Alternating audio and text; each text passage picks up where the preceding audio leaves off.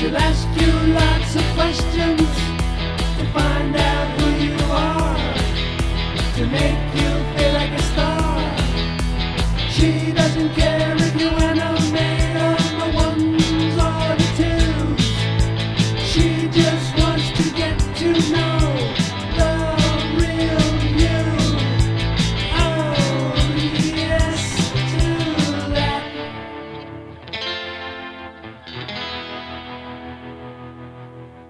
The animator's friend, she's with you till the end.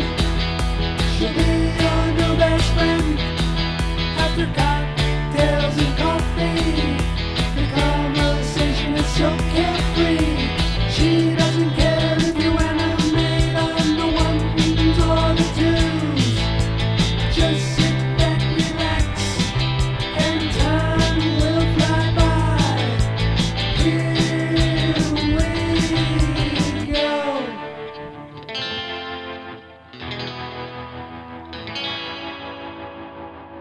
Hello. I know I said we were on a break, but I just couldn't resist bringing you a very special episode today. If you are just showing up here for the first time, I'm the animator's friend, India Lombardi-Bello, but today's not my usual animator interview. I have Warren Etheredge, who is a festival director and film producer, author, playwright, public speaker. He's a multi-hyphenate on the podcast to talk about festival strategy. It's something that comes up a lot in my conversations with students, friends, acquaintances. Like, how do you approach the whole festival game? And it can be intimidating or just overwhelming to kind of understand how it works. So Warren had come to my thesis class last year and gave a presentation on festival strategy. And I thought it was so helpful. It really makes sense of everything. And I was just like, it'd be great to have this as just like a resource that's available to anybody at any time. So very grateful that he agreed to share his knowledge on the podcast. So just a little bit more about Warren. He is a producer. He's produced many films over his career. He's also an educator. He teaches screenwriting and filmmaking at the University of Washington and Cornish College of Arts. He's the founding faculty of the Film School and the Red Badge Project, which helps combat veterans work through PTSD and other issues by teaching them the art of storytelling. Most relevantly, he is the co-founder and curator of the Walla Walla Movie Crush Film Festival. And Warren was very generous because this is actually, there's actually a lot of festival submissions that kind of are gearing up now, with early summer deadlines. So good timing for this episode to come out, I think. And to that end, Warren was very generous to create a promo code on Film Freeway for anybody who wants to submit work to Walla Walla Movie Crush. The promo code is India is awesome, just no capitalization or anything like that. You'll get 75% off, which is pretty sweet deal. Shorts only festival, so everything has to be 30 minutes or less, has to be made since January 1st of 2025, so made within the last little over a year. And just to go back real fast to the break that I am on currently, like I said, if you're following along, still conducting interviews clearly. It's not like I've ceased all operations. I'm just taking a break from releasing episodes just so I can kind of catch up and have a longer deadline. I think I'm going to go back to once a month structure, or I should say at least once a month rather than at least twice a month structure. It's more manageable for me right now. And planning to come back in full force mid-April. And people keep asking me, they're like, is everything okay? Everything's fine. I'm totally fine. Just, it's good to take a break sometimes. Sometimes you need to rest. I just needed a little rest. Just been a busy spring. Or it wasn't, and then it was. and then it wasn't, and then it was. That's how it's felt. So I just needed like a little space to reorient myself, and it's been good. It's been worthwhile. Even though I'm on this break, so many things keep coming up that are exciting and that I will be doing. It would seem that I will be doing red carpet coverage for the Museum of Moving Images Marvels of Media Festival, which celebrates autistic media makers. And this is happening starting this Thursday, March 26th, and runs through to the 28th.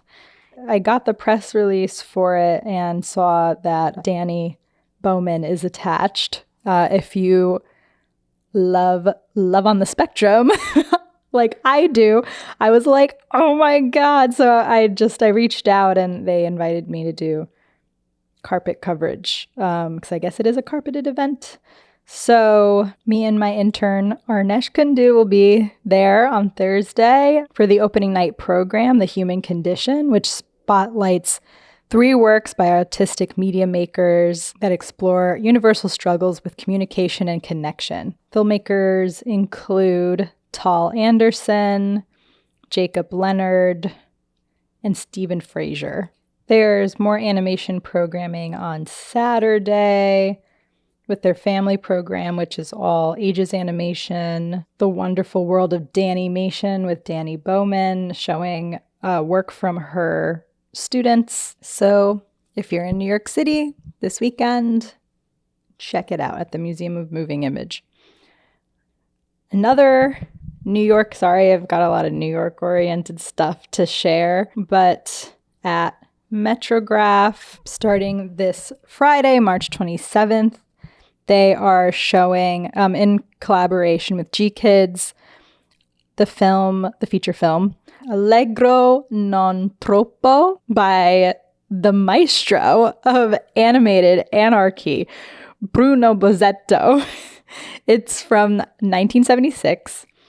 It is in direct response to Disney's Fantasia. I got the chance to see the film last week, and it's so good. I already like Bruno Bozzetto's work. I was already familiar with it, but I don't think I've seen any elements of this film ever. But it's just so funny. All the animated sequences are kind of cushioned within this kind of like live action scenario of like the orchestra and the conductor and the animator all together in a room creating, and it's so Italian. It's really funny, absurd, and the animations themselves just have like all the pieces that I think make Bruno Bozzetto's work impactful. I feel like he's really interested in like how foolish humans are and how we destroy everything around us and then in turn destroy ourselves. And somehow he, approaches these topics with so much humor, so much irreverence, but also so much heart at the same time. And they're just so good. And some of them are like super direct responses to like Fantasia. Like there is a dinosaur sequence. There is a kind of like fairy sequence, but much more because, Disney loves to kind of just like put a nice little bow on everything. Everything's good. Everything's fine. I feel like, again, a more European sensibility. A lot of the films don't leave you feeling like everything's okay. It's like things are complicated. Sometimes there's not a happy ending. It's really, really, really, really good. Like I can't recommend it enough. Do not miss it. It opens on March 27th and runs through to April 2nd. And then Fantasia is showing the 29th and the 2nd. And finally, another animation program at Metrograph beginning April 5th, is the weird and wonderful world of Czech animation. I'm just going to read the statement for you. It is widely speculated that the particular Czech genius for stop-motion animation springs from a local tradition of puppet theater that reaches back centuries. Whatever its origins from the post-war golden age right down to the present day, there has been abundant evidence on offer of this particular exceptionalism. In the weird and wonderful world of Czech animation, we take a broad view of this tradition of national excellence that encompasses the handcraft lyrical classics by Hermana Turlova, the mother of Czech animation, the fantastic world building of Karel Zeman, the surrealism-tinged, oft disturbing efforts of Jiří Barta and Jan I never know how to say his last name, Svenkmeyer, I think is how you pronounce it, and the contemporary output of Daria Kashiva, whose short daughter was nominated for a 2020 Academy Award, and who will be joining Metrograph to present a program of her work and other recent Czech animated shorts of note. This program is in collaboration with the Czech Center of New York. And yeah, there's just like lots of really cool screenings. You can see The Pied Piper and The Vanished World of Gloves by Jiří Barta, the Daria Kashiva Shorts Program, Alice by Jan Schwenkmeyer. I'm really sorry. Shorts, just like a Czech shorts program, and Invention for Destruction by Karel Zeman. And that all starts on April 5th and runs through to April 18th. Just wanted to share those with you. Just some exciting events coming down the pike that I think you'd all like. Quick sponsor notes. Camp Snap. It's a digital screen-free camera, digital camera, but the look of it is like film when you actually put it onto your computer.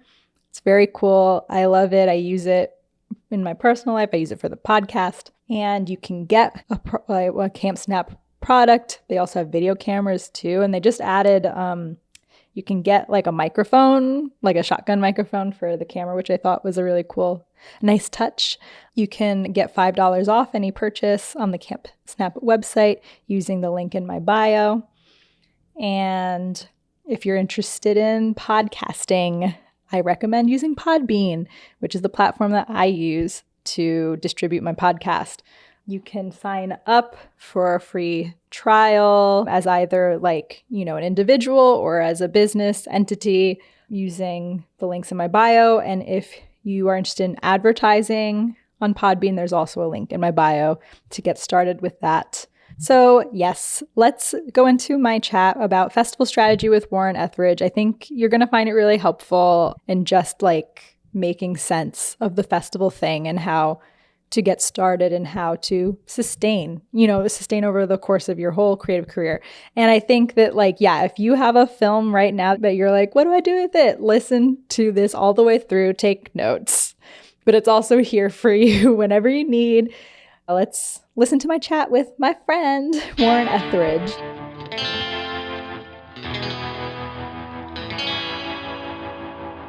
Do you want to maybe start by just talking about your own background and your festivals that you do and how you even got into festival direction in the first place? How did I get to short film? I've always loved films. I wanted to be a filmmaker. I guess I am a filmmaker, but I have done a lot of programming over the years. When I left New York, I was working in writing and television, and I moved to Seattle without having checked to see if there was any industry there, which there is not, which was a surprise. So I wound up through an odd series of events working at the Seattle International Film Festival and sort of immediately loved it. I did a lot of different jobs, but I loved the programming part. And then I returned to short films, which I had known in school. I just love shorts. I love shorts. And so I was a shorts programmer there. And then I got the opportunity to take over as curator for the One Reel Film Festival at Bumbershoot, which was, by the time it was done, the best attended short film festival anywhere. And that just planted the seed, and I really wanted to do that. And so I've screened and programmed for a number of other festivals. I've launched a bunch of festivals, but my baby is the Walla Walla Movie Crush, which was just voted one of the 25 coolest film festivals in the world, which I'm happy. There are over 12,000, so happy to be in top 25. Who determined? My friends. No, no, it's Movie Maker magazine. Oh, cool. And it's an all shorts festival. I love it. It's exactly what I want to do. It's very unorthodox. And we're entering our 10th year this summer. And for it, I watch 2,500 shorts or so every year.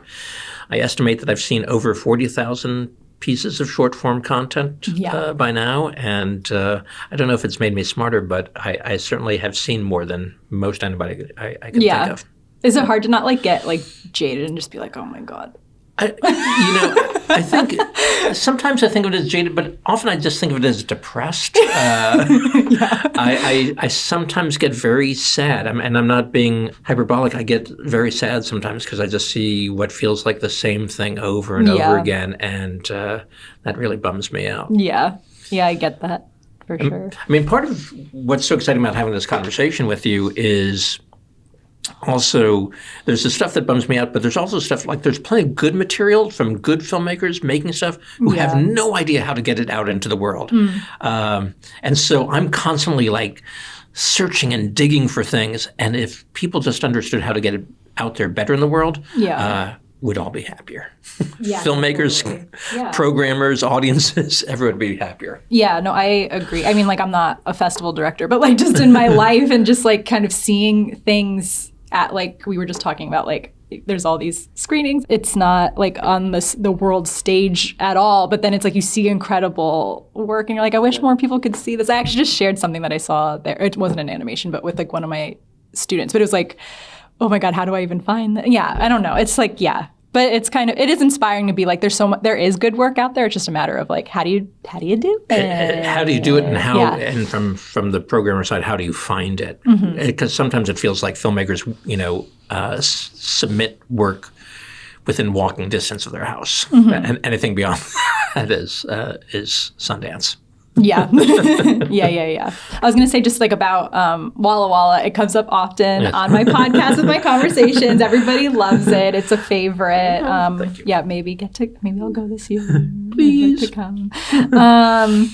I actually do have an animation that I just made that I was maybe I should submit it. Yeah. Yes. Fee waived. Okay. Actually, and that kind of is part of one of your tips is just it's so important to be in touch with the programmers, even if it's just saying hey, I just submitted, I'm so excited, and da-da-da-da. Yeah. Or if you're because the money thing can really add up, even if it's $30 for something might not seem a lot, but if you're doing it for a bunch of festivals, that's a lot of money. So even to reach out to be hey, I'm a student or whatever, to ask for hey, is there anything that you can do to help, Yeah, I think that, there are two parts to that. I think contact is so important. We can just talk about it on the pragmatic level, which is, I believe that everybody should reach out to festivals and ask for a fee waiver. You're not going to get them all the time. You may get a discount. You may not get anything. You may even get a form no. But it's worth trying. Yeah. Because the money really does add up quickly. I've done it as a producer, just wow, it's just money just flies out. Yeah. And we can't sustain that as filmmakers. So always do that. But the more important part to me is just making contact because if you want to be somewhat cynical about it, it's harder to reject somebody even if it's through email. But the more positive way to look at it is that I'll have email exchanges with filmmakers that have never met them or something like that, but I start to feel a connection. And then I watch their films in a different frame of mind than I would otherwise. Yep. And that may seem like a tiny thing, and believe me, I try to remain as unbiased as possible watching anything. But there is no question that if you can get a programmer interested in watching your film, it's seen differently. Yeah. Obviously, knowing somebody, having some touch point in common. I do a lot of work teaching storytelling to veterans, and somebody will reach out having known that or discovered that about me and saying something about their connection to veterans or saying like they're from a military family or something like that. Okay, I'll take, like, again, the tiniest things can form a connection. And again, it's been psychologically proven the second that you feel a connection, you have a greater, more compassionate way of considering any ask they make of you. Yeah. Like a fee waiver. Yes, totally. Or an extension or feedback or whatever it may be.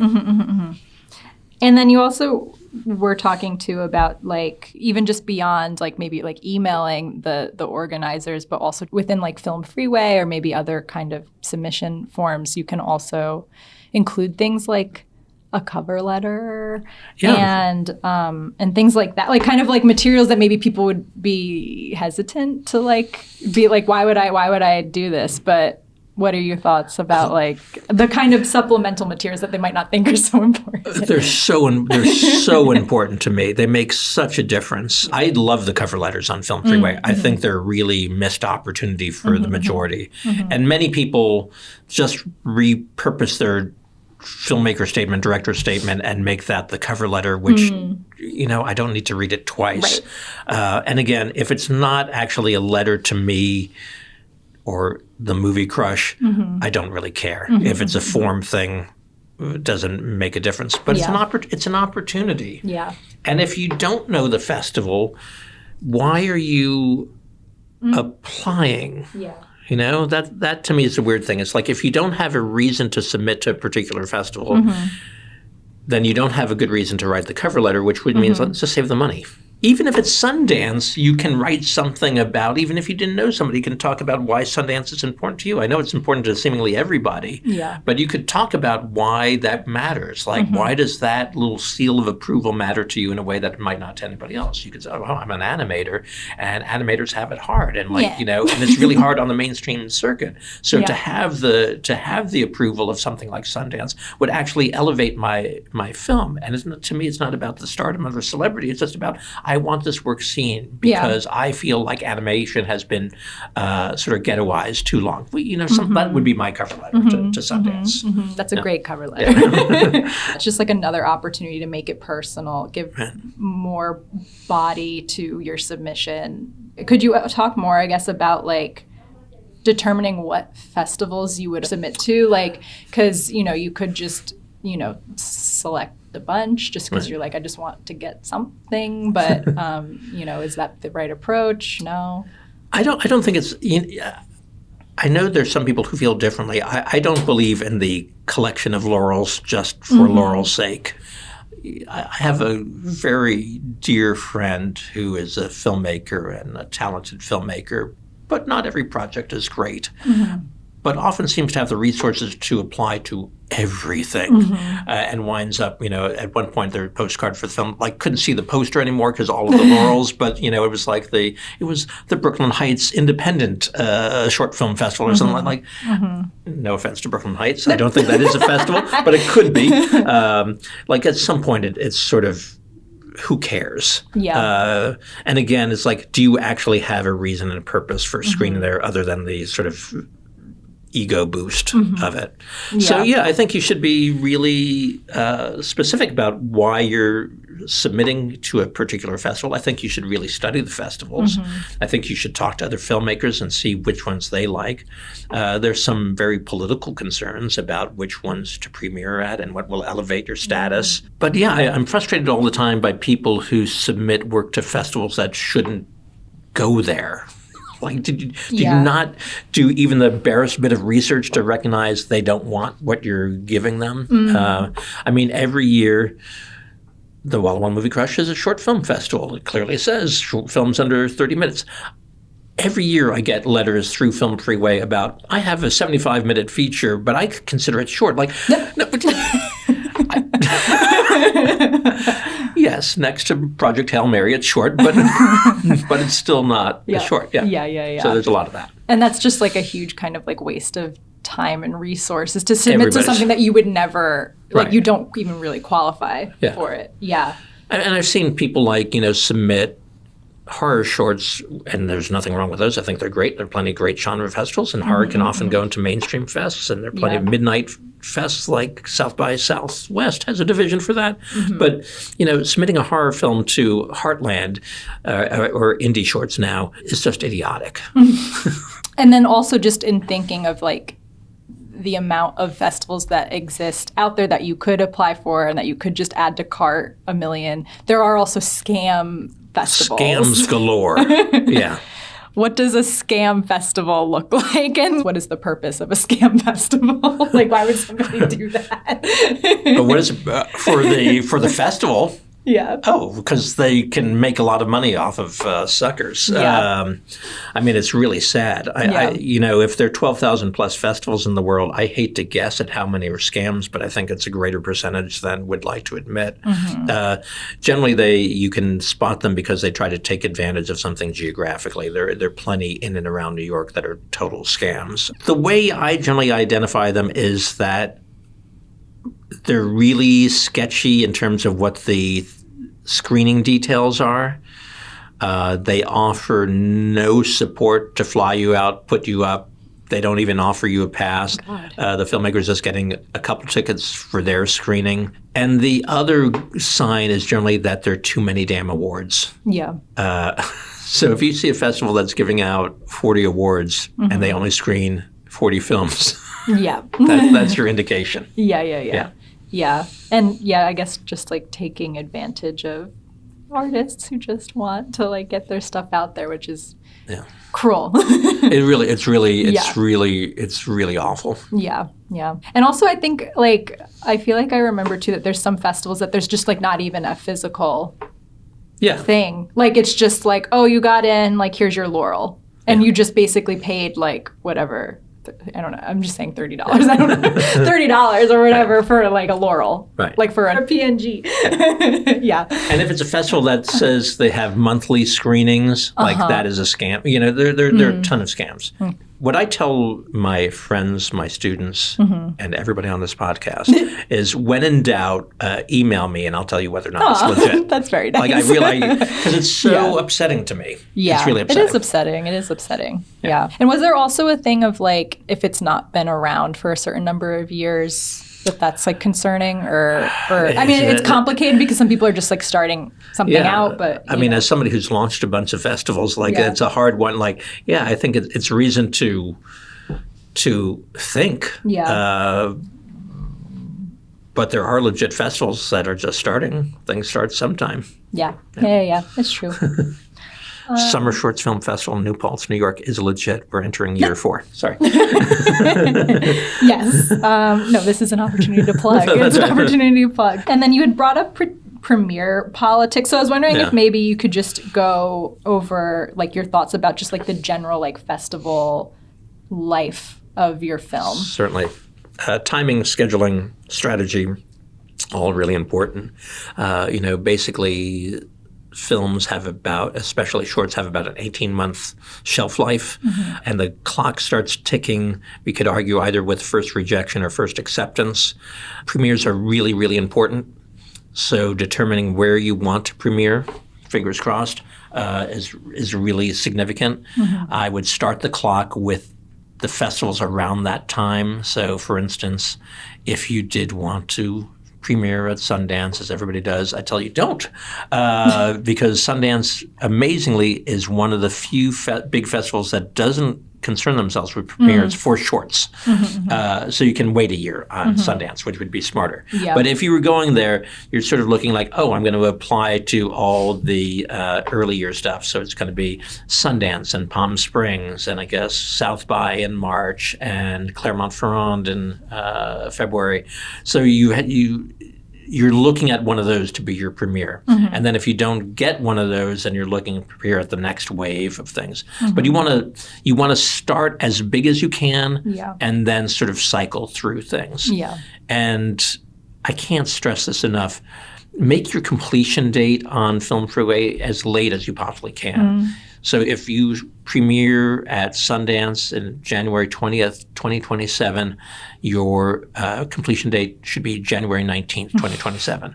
That window, that 18-month window is expanded by keeping your production date as late as it can be. Yes. Yeah. And I guess just like animation-oriented festivals, those big ones might be things like Annecy or Annecy. Ottawa, or there's like a whole slew of like great European festivals like Anima Fest, which I also want to also note that a little bit different than I think live action film is that Right. a lot of times those big ones for animation are free submissions, which I remember when we Bless them. talked That's last right. time, you were like, what?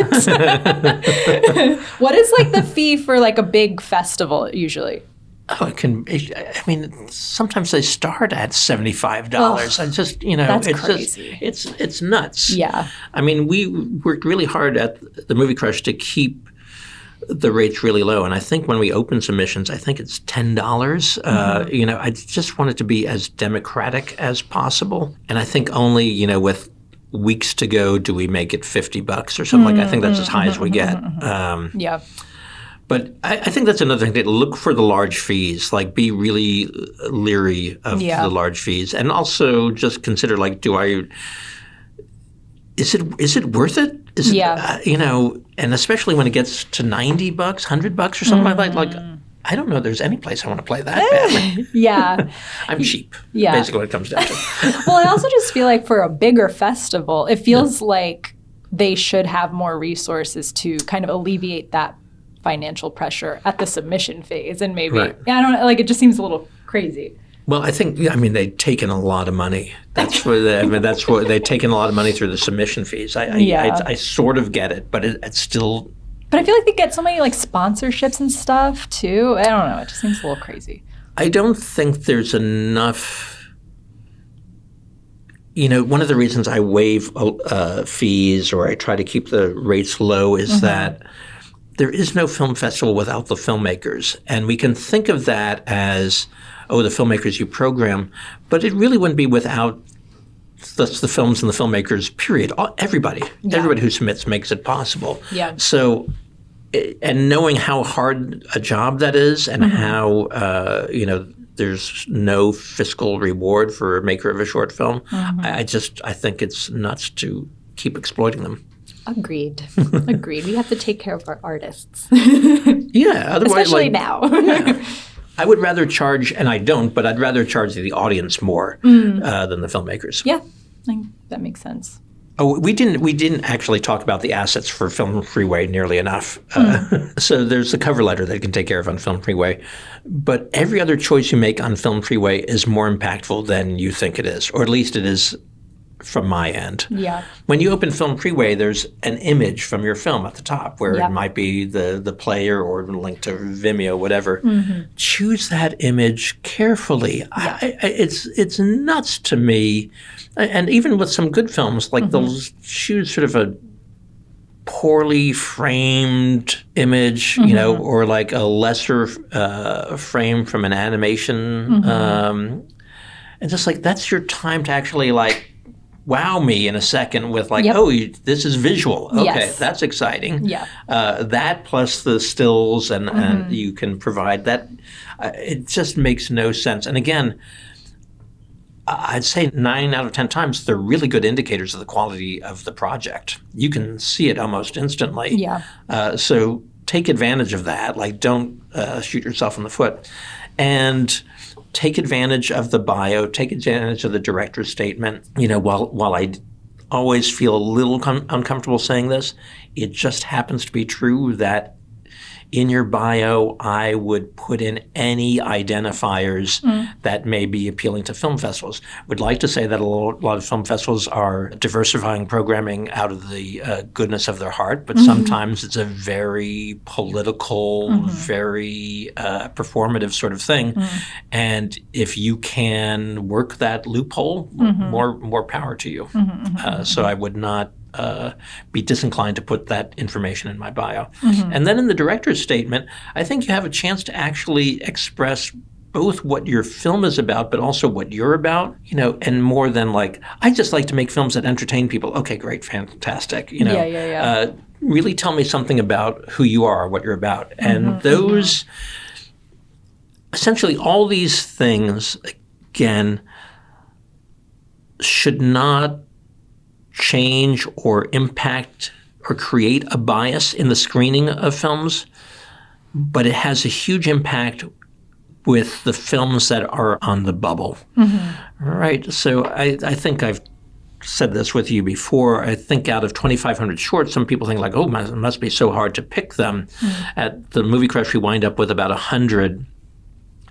But it's not like I'm choosing from 2,500. There are 100 that should never have seen the light of day. And there are 2,200 which are that depressing, fine. And then there are about 200 maybe to choose from to get to the 100. And it's really in that 150 of those 200 that are competing, where those things, the director's statement, the bio, the contact, the connection, that is influential.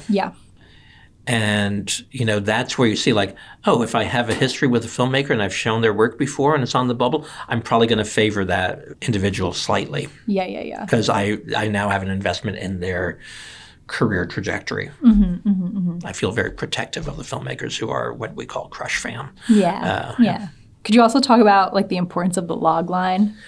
You'll get different advice from different people about this. I think of log lines the way I think of coming attractions for movies. Recently, Project Hail Mary came out. I was lucky enough to host an advanced screening of it.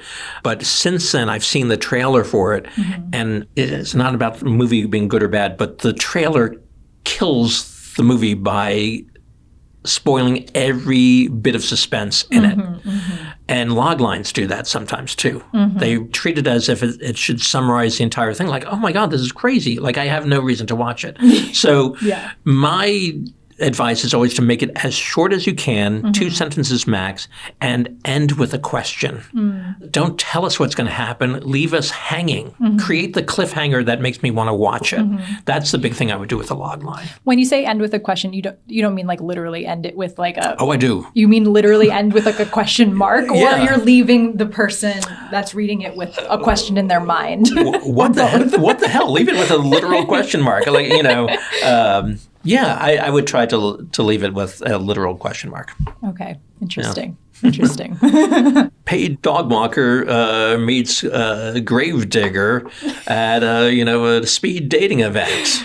Will they bury the past, or will they? I don't know. Some nonsense like that. But that's going to make me okay. I'm curious. Like, what? Yeah, definitely. Yeah, leaving a lot of room for intrigue. Yeah. I always try to tell my students, because, we do a lot of this stuff in my thesis class, like also just like thinking about like your word choices and like what are like kind of some like tasty words that you can throw in that really stand out. You know what I mean? It doesn't have to be like that it's so outside of like how you would normally write or talk. It's just like making it like eye-popping, to the reader. Absolutely, because if your log line is flat, why would I believe that you're going to write a good script? Other advice I give to screenwriters and filmmakers all the time, not just for log lines, but anywhere in their stories, like let go of the adverbs and choose more interesting verbs. I think that to your point about Yeah, totally. I also wanted to like go back to talking about like images as well, because something that I encounter with my students a lot, and I think this is partially an animation. I mean, I think everybody has a hard time being objective about their work, but I think that it's always like crazy to see the images that they pick to be like, these are like the images I'm going to use, and I'm just like, what? Like, it's like it's like a common problem, like that. It's just like people just like are struggling with like picking images that are representative or that like do look interesting. And I don't know if something that we speculate is that maybe it's that like, oh, that's the image that they worked the hardest on, like that is the most labor in that still, and that's why they want to highlight that. But it's like maybe it doesn't actually like look interesting. So it's like either trying to be objective about your own work to be like, what just like looks interesting, what is like a bright image. Like, you don't want like stuff that's kind of like dark and dingy. I mean, if your film is that, then you have to go with whatever, I guess. Right. But something that feels bright and dynamic. But then also, I think good to like get the advice of like friends and just be like, hey, like pick some images that you think are really strong to help give you that objective kind of like point of view. I think not only have you given my answer, but you answered a question that I had for you, because I do think, curiously, it does seem more problematic with animation than anything else. Yeah. That I've seen some animated films which I absolutely love. Yes. And I look at the stills like, what? Like, was that like a random chance? What? Yeah. Like, why are you representing this so poorly? And I was going to ask you about why that might be, and I think you gave a really good, because that was my suspicion. Like maybe something like, oh, to them they know the backstory of that frame or something, but to me, like, it means nothing. Yeah. But I think your advice is definitely the advice I give, not just for the stills, but for everything. Is run them by people that you, not even that you like, but people that you respect, and see what they have to say. Like, you have those resources. I think filmmakers, but makers of shorts in particular, and I have a feeling it's worse for makers of animated shorts, so insular.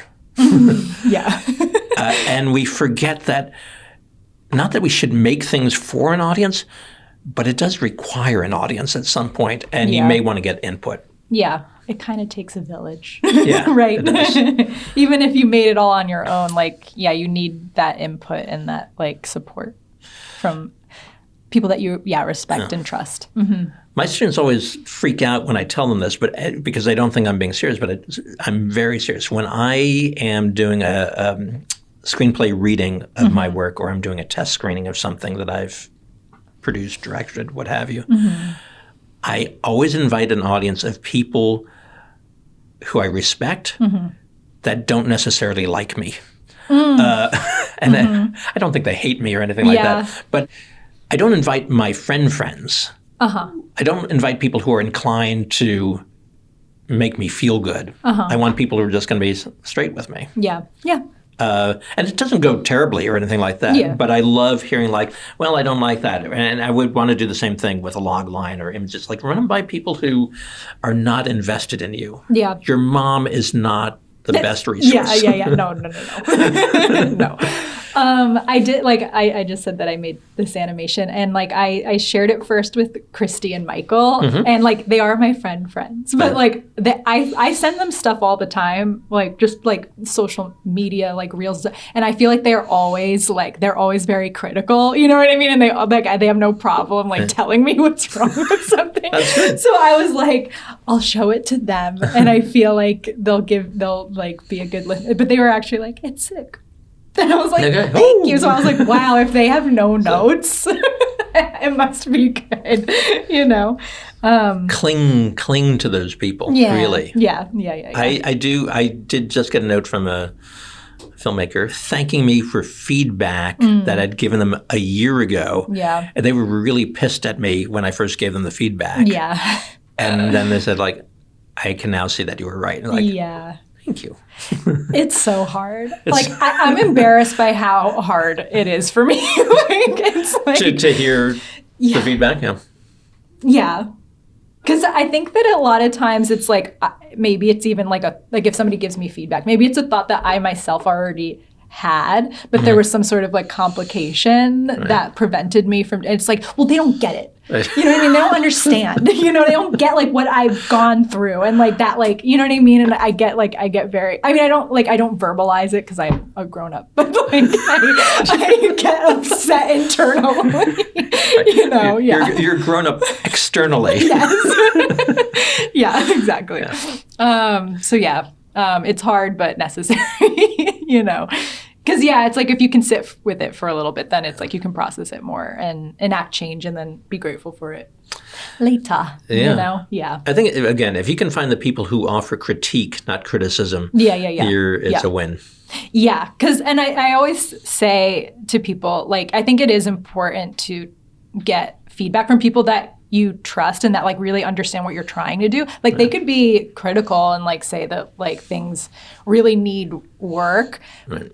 But if it's coming from somebody that like, is like on your side and just like wants you to succeed, then it's a very different thing. I feel like in my art school education, there's a lot of people that I encountered that it's like they don't care for my work. They certainly don't care for me. Right. You know what I mean? So it's like their criticism is just criticism. Right. And it's like a lot of times I feel like sometimes people are just like trying to be like, I'm smarter than you. You know what I mean? Rather than like actually giving you helpful feedback. So I think it's so important to just be like, yeah, whose perspective do I trust and who like actually cares about me and my film? Right. Yeah. Who cares about you and who cares about the work enough to have integrity? Yeah. But you're right. I think particularly in school, it's really hard because there's so much performative stuff. There's so much, there are people who are playing to a different audience than actually trying to help you. Yep.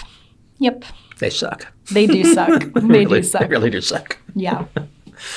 I also wanted to like maybe like because we did talk a lot about like financial stuff before, just like your thoughts around like budget.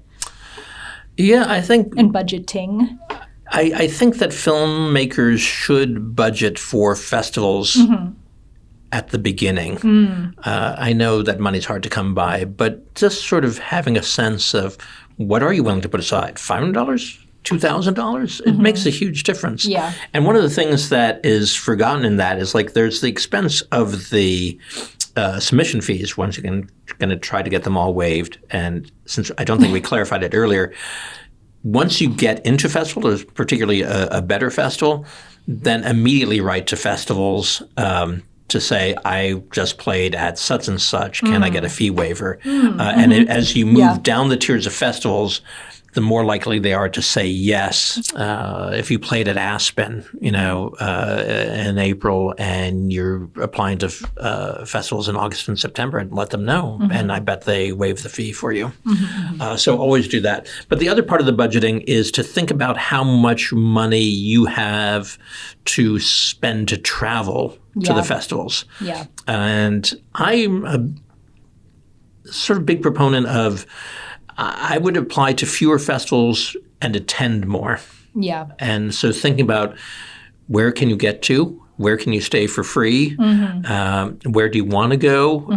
Those things are really significant. Yeah. Because to me, since there's not a fiscal payoff essentially for short films, the payoff is the festival.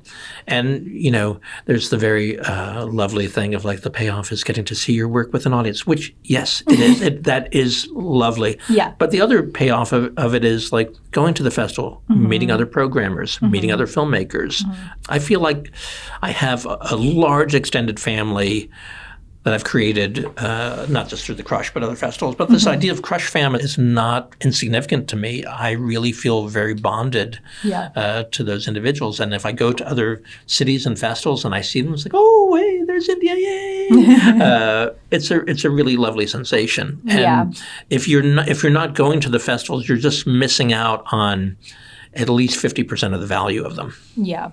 Totally. And actually that makes me think of, you have this great, I don't know what I guess like a op-ed about networking. Oh, yes. That I share with my students a lot too.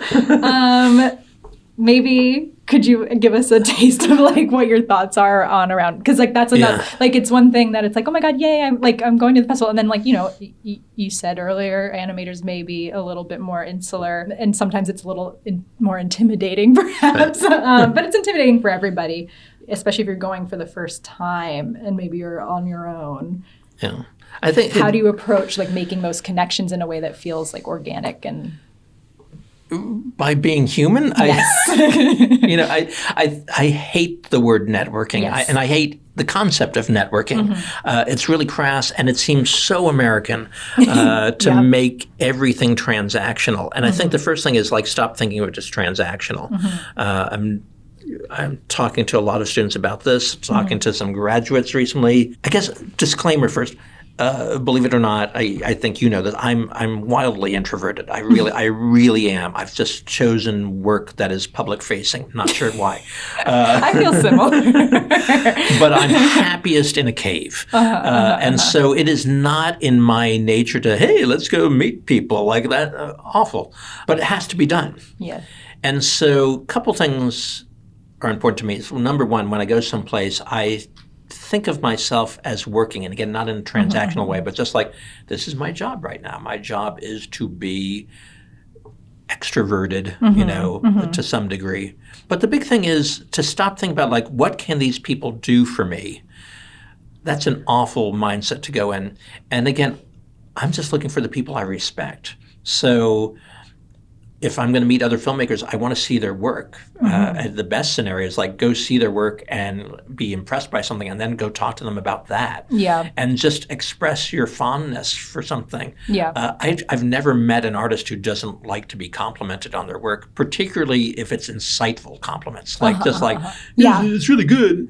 And I'm sure this would play exceptionally well in terms of animation. It's like, I think animators have a better understanding of like process and what everybody's going through. And if you can see a piece of work and know like, oh my God, I can't imagine, like either like you understand exactly how they did it and are sort of blown away by it, or like you have no idea how they did it. And that makes such a great conversation. Yeah. And that's such a great way in, and just talk about that. And you're not seeking anything from them. Yeah.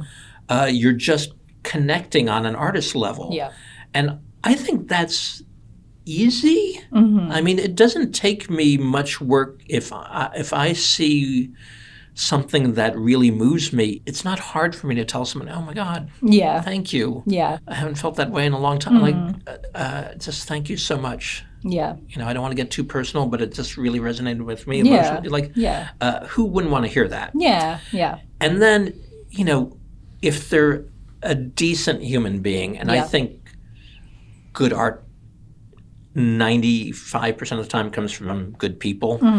And if they hear that, they're going to ask you something about yourself. Then it becomes a conversation pretty quickly. And if they found out you're an animator as well, it seems likely that they'll ask you about your work. Yes. And then the door's open. Yeah. To me, the big mind shift is not transactional. You're not selling them. You're not trying to give them something. Let them ask you for something. Having been on the other side, being pitched to, being asked for stuff is exceptionally awkward. Yeah. I don't want to be an ass. And I also don't want to listen Nope. to a pitch all the time. Sometimes like, look, man, I'm here for the open bar right now. Yeah. Because it's like if you don't have anything to go off of other than I just met you and you're asking me to give you an opportunity. Yeah. And it's really weird. But if you don't ask for anything, this is a big thing for me, and you just have this conversation, I'm an animator too, and just keep it let the person become interested and engaged enough with you, and they know they're not dumb, and then they say I'd really like to see your work. Yeah. It happens. That is so much more successful than thinking I got to get this thing from this person. Yep. Go with the flow. Yeah. So, to me, what I always try to think about is that even for the introverts amongst us, even for the socially anxious amongst us, you know how to have conversations. You don't need a tutorial for how to have a conversation with your friends. Yeah. You can do this. Yeah. It's the extra layers of bullshit that don't need to be there, that have been placed on us by the capitalistic notion of networking that really screw us over the most. Yeah. Agreed. Yeah. I always say just be the best version of yourself and you'll be fine. Yeah. Or be at least the most interesting version of yourself. Yeah. And also too, I think when you do take out the transactional element of it and you're just I'm just going to go and meet some people and see what happens, and then you make connections with people that last, and then it's maybe it's years from then that it can pay off in a way that you didn't expect, or that you would have hoped, or whatever, you know what I mean? And but it can sometimes take a path that you couldn't have anticipated, or like the person that you thought could give you some kind of an opportunity can't, and then it's like the person that you just like made a genuine connection with that you didn't think there was crossover there that made sense, but it does, and it works out and something comes from it, yeah. That is so true. That is so smart, and it, to me, it's an act of faith. It's faith that that's going to work out that way. And I don't know if this will be annoying or inspiring, but I think every job I've gotten in the last 35 years, 40 years has been essentially offered to me. Like sometimes I had to go through an application process, but it's essentially invited to have the job. Yeah. And some of them just handed to me. Yeah. But not because I was seeking them. Yeah. But because I've continued to do the work that I do, present myself the way that I do. Yeah. And then people would say, well, hey, would you do this thing? I really do have great faith in that. Yeah.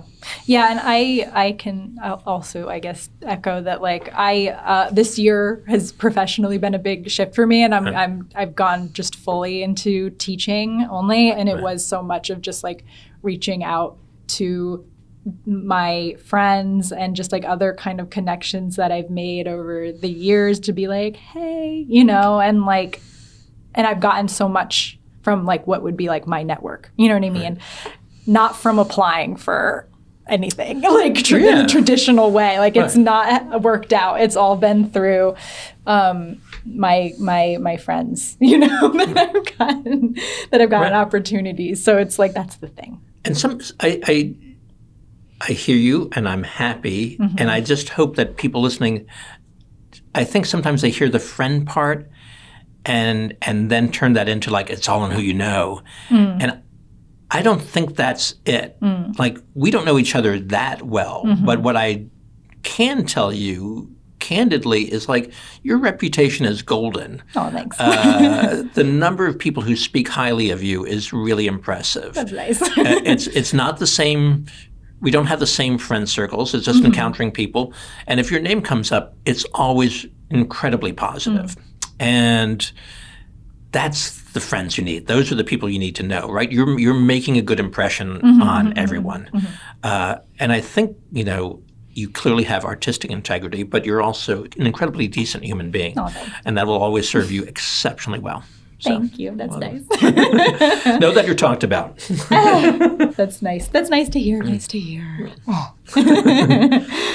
I don't know that this fits in exactly. I just want to put a vote in for like I say this to my students, like be vulnerable. Like to me, that's one of the first things I look for. Oh, that's something I can mention, because I do get asked this question a lot, what I look for in a short, or and what I look for in a short is the same thing I look for a feature, I look for in a book, look for a short story, is there are 3 steps. Number 1 is confidence, and that is can tell within seconds if the work is being made by somebody who's a confident artist. Like, are they actually taking charge of their mise en scène, or whatever the equivalent is in animation, which would be animation. And the second is vulnerability. Is that are they going to be honest? Are they going to be vulnerable? Are they going to really invest something of themselves emotionally? And the third one is necessity. Like, is there a real need for this piece to exist in the world? It's something we didn't cover earlier. I mean, we talked about running it by people, assessing your work at some point, I think is really important. I've done this workshop before. It's been a while, but I love it, called What's Wrong with This Picture? And I do it at different festivals. And the festival invites filmmakers whose work has been rejected to be screened by me, and not having seen the work. And I do it sort of like the Gong Show, let some of it play, and then I stop it when I realize what's been rejected. But at the beginning of those workshops, could have a room full of 300, 400 people or something. Like, I ask, like, how many filmmakers? They raise their hands. And then I ask, how many of you have been rejected? And everybody raises their hands. And then how many people think you've been fairly rejected? Nobody raises their hands. Like, everybody thinks somehow that their piece is brilliant. And I'm not trying to be a schmuck, but just like, chances are it's not. Right? I don't look at anything I've done as perfect. And so there's something about developing an awareness and a willingness to have your work assessed, that is really important, right? Yeah. Like your work's going to be enjoyed by some more than others. Yeah. And part of that is making peace with rejection. And, I know that if you make art, you're going to be rejected. And if you submit your work to a lot of festivals, you're going to be rejected a lot. It's just the nature. But so often those rejections come from mistakes the filmmakers made, again, like submitting it to festivals that just don't have an interest in that. Yeah. Like understand where you're really putting your work out, understand why you're being rejected. If you have been rejected, I really encourage people to follow up after, not during, not before, but after the festival. Yeah. Ask like, can I get some feedback? Yeah. I try very, very hard to give feedback to every filmmaker who asks me for it. And that's the reason why I watch every single submission, is that I want to know. I want to know why I turned it down. Yeah. No, that's good advice. But make peace. Yeah. Because it's coming. Yeah. And also, like, I was thinking, if you can assess your work and be like, okay, like, to be realistic and be like, okay, it would fit with these festivals, but not with these or whatever. Right. That's also like a way, I think, of protecting yourself too, to not be like, I'm going to submit it everywhere and it's going to get into all the big, like, I don't know, like to not be like delusional, but also like it's a way of protecting yourself to just be like, I'm not going to set myself up unnecessarily to feel, because it's like, even if like, the biggest film festival, like, yeah, maybe it's not likely to get in, it probably still hurts, Yeah. And then if you've put your work out to so many places that are just unrealistic, and then it's like rejection on rejection on rejection on rejection, like that's not good, even because the work could be good, it just wasn't a good fit. Right. So it's like, like protect yourself to be like selective, be selective, and you don't have to be zen even about, like, I'm not saying like you should like, hey, rejection, fantastic, but like it's just part of it. Yeah. I worked with a freelance writer who wallpapered his office with all his rejection letters, and he said he really liked it because he could look at his walls and be reminded that he's doing the work. I just think it's part of it. You don't have to love it. Yeah. You just have to be okay with it. It's just part of it. And don't get them needlessly. Yeah. There's no point. Yeah, totally. What if you get in somewhere and maybe there's a premiere status complication and you're like, I think I can't be part of this festival now. Like you're rejecting the festival. So bad. It's so bad. That's why especially the premiere politics are so important, is that don't be applying to 40 other festivals when you really want to get into Santa Barbara, let's say, right? And then have to reject the festivals without even having heard from Santa Barbara necessarily. It's just rejecting a festival has serious consequences. You probably never want to submit work to that festival again. And the weird thing, or not weird, it's sort of obvious, is like the festival circuit is fairly incestuous. It's fairly small, fairly incestuous. That word spreads, and it's killer. So be really cautious about that.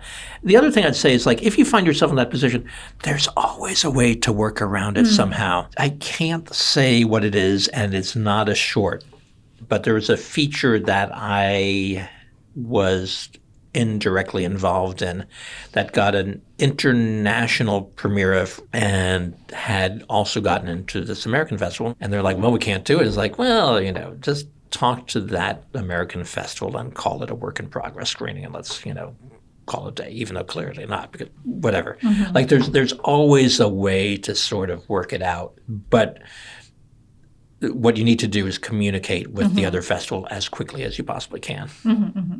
Do you think it reflects poorly in the same way that rejecting a festival would, if you reach out and you're like, oh, like, I didn't realize that this was going, like that I'm in this pickle. You know what I mean? It's sort of how early you can do it. And then also too, I was just thinking, because I don't know if we covered this, but just like with premiere status, that there's all different kinds of premieres too. So like, it's not just like it's the premiere. It could just be like, it could be world premiere. It could be a regional premiere, and like that also kind of is worth thinking about, and like how that's important? Those regional, I do not worry about. Like, there's international and North America premiere, or U.S. premiere. Those are the only levels of premiere I'd really concern yourself with. There are certain politics depending on where you are. Like, for me, one of the most annoying hurdles I have as a programmer, Walla Walla is 4.5, 5-hour drive from Seattle. The Seattle International Film Festival, which once was a fairly significant festival, will not play any film, short or feature, that has screened anywhere else in the state before them. Yeah. And it's nuts. Yeah. Nobody is in Walla Walla is, oh my God, it's played in Seattle. It's just crazy. But I for the most part, I think you can ignore anything after North American or U.S. premiere. I would like to say, for what it's worth, at Walla Walla, at the Movie Crush, I do not concern myself with premieres at all, but plenty of festivals do. I hope that's changing. I really like to think that's changing. I also don't care if it's like somebody's put it on YouTube. My attitude is, as an audience member, I've never watched a movie and thought, damn it, did somebody else see it before me? Like, if it was good, who cares? Yeah. Yeah. But there's still festivals invested. Yeah. Yeah. The online thing too is, I guess, like another thing to think about is like when you put it online. I mean, typically, I guess people just wait till that 18 months is over to then be like, okay, now you can just like watch it. But I mean, I do see people do all kinds of, I feel like more now than ever, like people are just like, I'm just putting it up and I'm still going to submit to festivals. Yeah. I mean, I think it's if it were me, I have been in this position, I think sort of waiting 12 months and putting online is a fine thing. And let the the long tail of the festival circuit play out. They should not be complaining about that. And the long tail of the festival of the 18 months is really getting into the third tier, fourth tier festivals, and also the niche festivals. So, and I don't mean niche like animation, but it's more like, for me, the Jewish Film Festival circuit, bless them, they generally pay filmmakers, so that's a win. But you could probably travel the Jewish Film Festival circuit with a film for like 3-4 years. So I would put those on the back burner, right? And the premiere status doesn't matter, all those things. Let that go. The same thing is true with a slightly shorter lifespan for queer film festivals, et cetera. Take advantage. Yes. And do put it online. Because at some point, ideally, the work should be seen. Yeah, totally. The submission timeline for a festival, the earlier the better. I would phrase it differently. Okay. I think you're doing yourself a slight disservice by submitting it very late.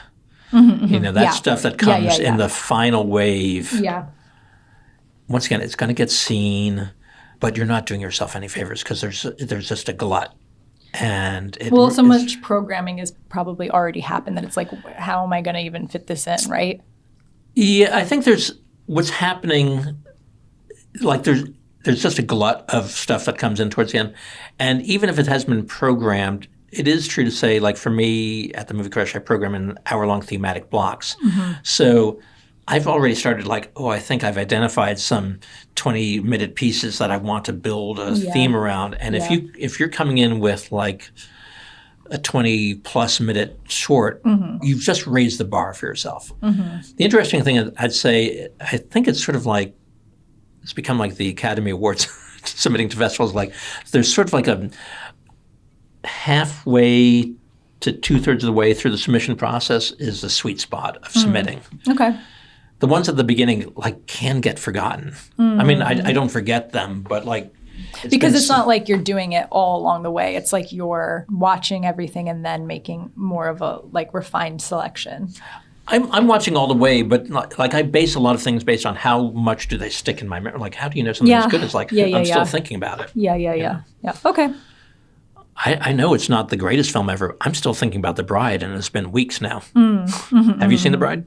Okay. No, but I've been hearing good things. I just it's bold. Yeah. So something that sticks actually really matters. And so if you submit first thing, it's asking a lot. Yeah. And I actually think that's really true with animation, where I see like great animation pops and stays, and Sean Pecknold's piece. I love that, but like Tennis Oranges. Like that's just one you like watching. Like, yep, got it, good. Done. I can still see it as well. But yep, great. And I'm not trying to say anything negative about animation. It's just like, but animation can drift away a little faster, particularly if it's less narrative. Yeah. Interesting. It's harder to hold on to. No offense. No offense to anybody. You might get some hate comments. Well, I would love to hear it. I'd love to. But when it becomes less narrative, then I'm really holding on to the art. Yeah. And the bar feels high. We talked about assets. Titling is really important. A good grabby title is really beneficial. And again, stay towards the first half of the alphabet. Really? Yeah. Why? I'm biased from the days of physical media, but or I'm not even biased. I'm scarred. I was working at a large festival. Which shall remain nameless. Which will remain nameless, but listeners can figure it out. And the films were stored. They were on discs and VHS tapes, and just like the sorting. ones on the bottom shelf. Yeah. I really hate to say this. I know there are films that didn't get seen. Ugh. I mean, I worked my ass off to try to catch up. Yeah. But there's stuff I saw that didn't get seen. Ugh.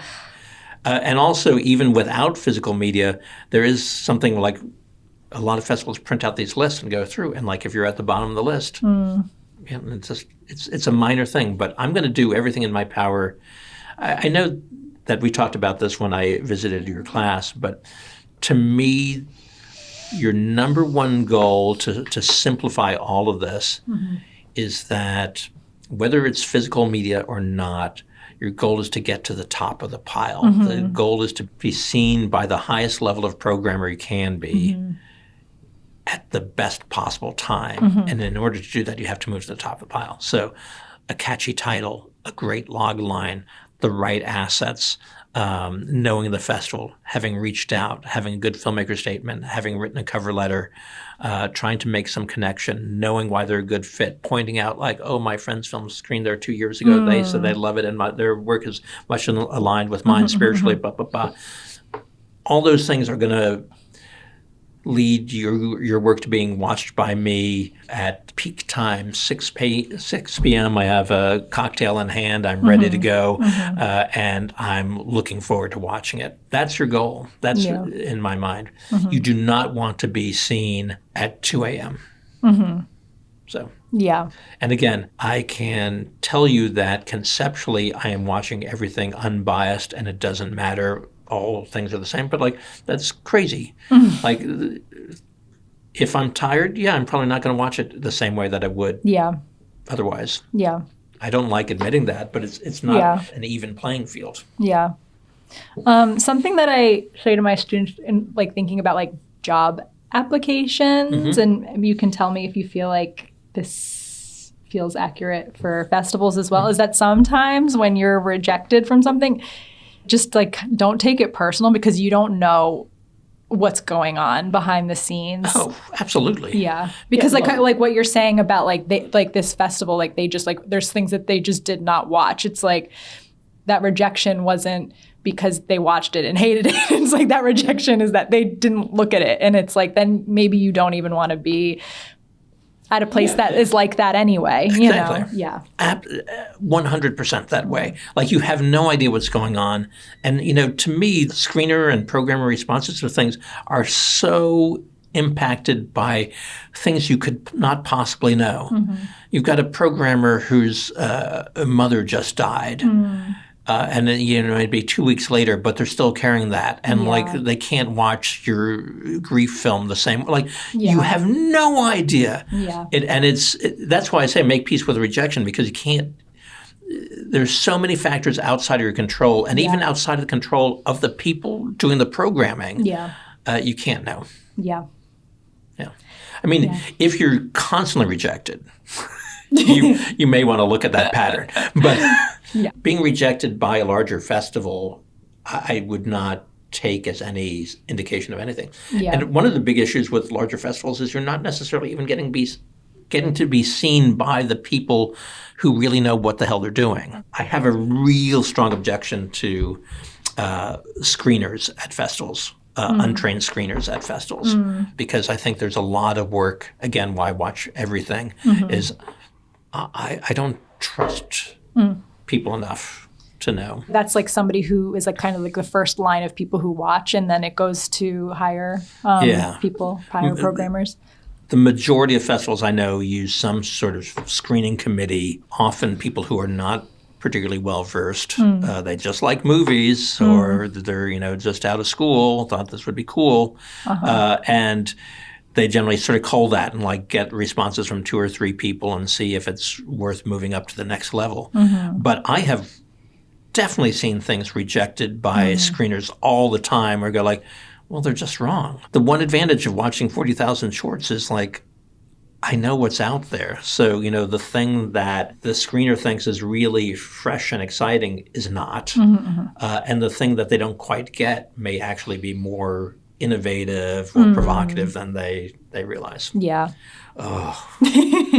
Yeah. Yeah. Sorry. But your comp to job applications is spot on, because Nothing's personal. It really isn't. Yeah. When my partner and I talk about this, we have one specific person in mind, and neither of us can stand this individual. But I said, if they submitted a good short, I'd still program them. I might hope that they not attend. Yeah. But you might hope that they reject you. but I would still, Yeah. It's never, it should not be personal. Yeah. And again, like anybody's response is more indicative of them than you. Yep. Not that I love this book, but it's the only part of it that I do think about often is the 4 agreements. And the 4 agreements? I do not.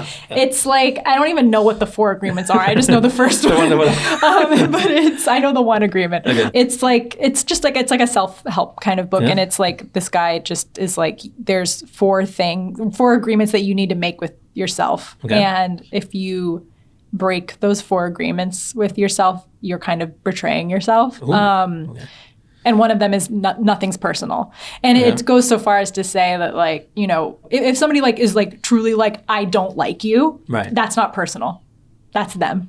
And that even if somebody comes to you and is like, I love you, I think you're fabulous, that's not personal. It's very extreme. Wow. But it's kind of a way of, I think, keeping you grounded, but also protected, to just be like, everything has some sort of other motive behind it, and to not get wrapped up in what other people think of you, or what they think of your work, or anything, you know what I mean? And to just be almost, I guess to just have a strong sense of self, to be like, I know who I am, and nothing else can kind of sway you. I really like that. I don't know that I 100%. I mean, I think it's not actually very human. It's not very human. If everybody you know tells you that they don't like you, yes. Again, I'd start to it may not be personal for them, but I'd start to look at well, maybe. Yeah, maybe I'm maybe you're kind of a dick. Yeah. Exactly. No, I agree. But I always think of the Eleanor Roosevelt quote, which is, you wouldn't worry so much about what people think of you if you realize how infrequently they do. Yep. Yeah, I have enough self-loathing. I may have said this in the workshop. I always feel very protected by my self-loathing because it's not that I don't care what people think, but I don't have a high bar for myself.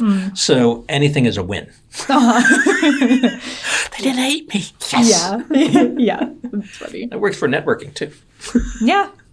Anything else you think's worth mentioning? What I'd like to do is offer something to your Yeah, listeners. that's great. Yeah. So anybody listening to us is welcome to submit their shorts to the Walla Walla Movie Crush. Yes. And use the code India is awesome, which is both a truth and a discount code.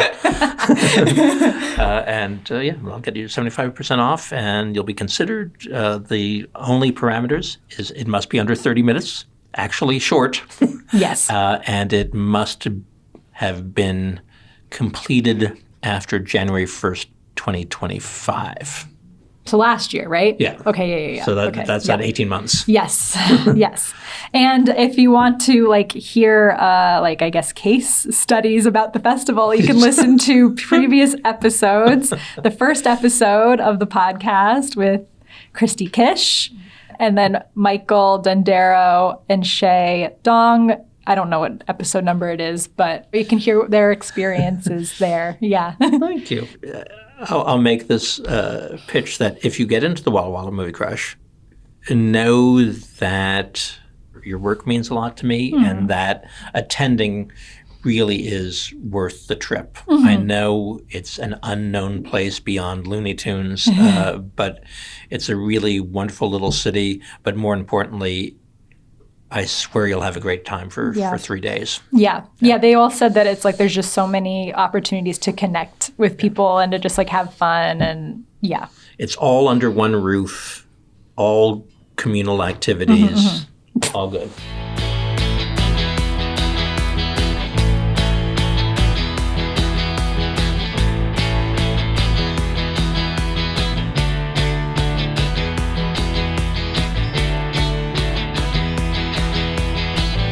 This podcast is produced, recorded, and edited by me, India Lombardi-Bello. Digital marketing assistance by Arnesh Kundu. Design by Sawyer, Rippon. Music by Cloutmeyer. Special thanks to Warren. I really appreciate him sharing his insights with us. And my mom and dad.